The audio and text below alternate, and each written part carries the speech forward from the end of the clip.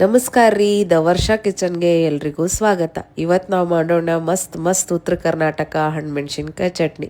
First ಏನದಲ್ರಿ, ಹಣ್ಣುಮೆಣ್ಸಿನ್ಕಾಯಿ ಸಣ್ಣಗೆ ಮುರ್ಕೊಂಡು ಉಪ್ಪಿನೊಳಗೆ ನೆನಿಡಬೇಕು.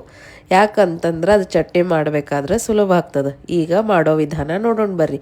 ಒಂದು ಬಾಳ್ನಿ ಇಟ್ಕೊಂಡು ಅದಕ್ಕೆ ಸ್ವಲ್ಪ ಎಣ್ಣೆ ಹಾಕಿ ಸಾಸಿವೆ, ಜೀರಿಗೆ, ಕರಿಬೇವು, ಕೊತ್ತಂಬರಿ, ಹುಣಸೆ ಹಣ್ಣು ಎಲ್ಲ ಬೆಳ್ಳುಳ್ಳಿ ಎಲ್ಲ ಹಾಕಿ ಸ್ವಲ್ಪ ಕೈಯಾಡಿಸ್ಬೇಕ್ರಿ.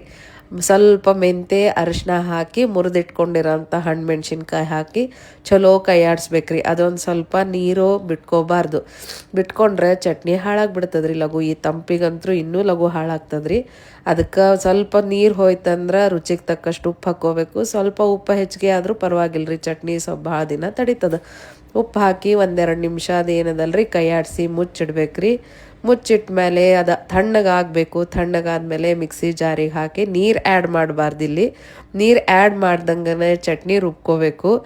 ರುಬ್ಕೊಂಡಿದ್ದ ಚಟ್ನಿನ ಸಣ್ಣಗಾಗ್ಯದ ಇಲ್ಲ ಪಲ್ಸ್ ಮೋಡೊಳಗೆ ತಿರುಗಿಸಿ ಮಾಡ್ಕೋಬೇಕ್ರಿ. ಆಮೇಲೆ ಇದಕ್ಕೊಂದು ಸಣ್ಣದಾದ ಗಮ್ಮತ್ತಿನ ಒಗ್ಗರಣೆ ಕೊಡೋಣ್ರಿ. ಒಂದು ಸ್ಟೀಲಿನ ಬಾಳ್ನಿ ಇಟ್ಟು ಅದಕ್ಕೆ ಸ್ವಲ್ಪ ಎಣ್ಣೆ ಹಾಕಿ ಸಾಸಿವೆ ಹಾಕಿ ಚಟ್ನಿ ರುಬ್ಬಿರೋ ಇರ್ತೇವಲ್ರಿ, ಆ ಚಟ್ನಿ ಹಾಕಿ ಚಲೋ ಒಂದೆರಡು ನಿಮಿಷ ಅದನ್ನು ಕೈಯಾಡಿಸ್ಬೇಕು. ನಾವು ಕೈಯಾಡಿಸಿ ಎಷ್ಟು ದಿನ ಇಟ್ಟರು ಅದ್ರ ಮೇಲೆ ಏನೋ ಫಂಗಸ್ ಬರೋದಾಗಲಿ ಚಟ್ನಿ ಸ್ಮೆಲ್ ಬರೋದಾಗಲಿ ಆಗಂಗಿಲ್ಲ ರೀ.